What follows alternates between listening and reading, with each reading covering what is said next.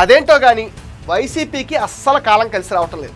3 రోజుల క్రితం జగన్మోహన్ రెడ్డికి ఊహించిన షాక్ ఒకటి తగిలింది. చంద్రబాబు మాట ఇచ్చినట్టే తల్లికి వందనం పథకాన్ని పాఠశాలలు ప్రారంభించిన రోజునే ప్రారంభిస్తారని జగన్ అస్సలు ఊహించలేదు. సూపర్ 6లో ఇది ఒక అతి పెద్ద పథకం.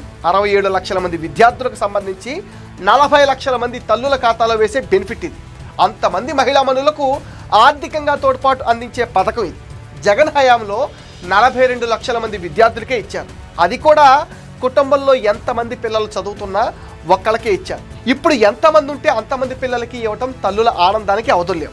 ఇంత మైలేజ్ ఉన్న పథకాన్ని చంద్రబాబు, లోకేష్ చాలా సింపుల్గా ఇచ్చేయడంతో వైసీపీ నాయకుల గొంతుల్లో పచ్చి వెలకాయ పడ్డట్టాయి. జగన్మోహన్ రెడ్డి హయాంలో అమ్మఒడి పథకం డబ్బులు వేయడానికి సంవత్సరంలో ఒక ఖచ్చితమైన నెల కానీ తేదీ కానీ ఉండేది కాదు. ఎప్పుడు వేస్తారో తెలిసేది కాదు. స్కూల్ అడ్మిషన్ టైంకి వేసేవారు కాదు. సంవత్సరంలో ఎప్పుడో ఒకప్పుడు వేసేవారు. ఒక సంవత్సరం అయితే స్కూలు నడవలేదనే సాకుతో డబ్బులు కూడా వేయలేదు. డబ్బులు వేసే రోజు అయితే పెద్ద హడావిడే. ₹1,00,00,000 ఖర్చు పెట్టి ఫుల్ పేజ్ పేపర్ ప్రకటనలు ఇచ్చేవాళ్ళు, బహిరంగ సభలు పెట్టేవాళ్ళు, స్కూల్ పిల్లలను తరలించేవారు.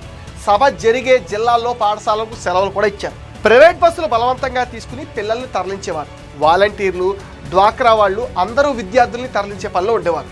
జగన్ రెడ్డి బటన్ నొక్కి స్పీచ్ ఇచ్చేదాకా పిల్లలకు ఫుడ్ కూడా పెట్టేవారు కాదు. నిజంగా పిల్లలు నరకం అనుభవించారు. ఈసారి అదేమీ లేదు. చంద్రబాబు, లోకేష్లు ప్రెస్ మీట్ పెట్టి ఈరోజు తల్లుల ఖాతాల్లో తల్లికి వందనం డబ్బులు వేస్తున్నామని చెప్పారు. అదే రోజు సాయంత్రం నుంచి తల్లుల ఖాతాలో డబ్బులు పట్టడం స్టార్ట్ అయ్యింది. మొత్తం చెల్లింపులు కేవలం 24 గంటల్లో పూర్తి చేశారు. ఇంత ప్లాన్డ్గా చేయటం నిజంగా గ్రేట్ అని చెప్పాలి. ఇప్పుడు జగన్తో సహా వైసీపీలో అందరు నాయకులు గిలగిలా కొట్టుకుంటున్నారు. అబద్ధాలు, అసత్యాలతో ప్రతి ఒక్కరూ ప్రెస్ మీట్ పెట్టేసి పిచ్చి పిచ్చి ఆరోపణలు చేస్తున్నారు. వీళ్ళ చెప్పేది ప్రజలు పట్టించుకునే స్టేజ్లో అయితే ఏమాత్రం లేరనే చెప్పాలి.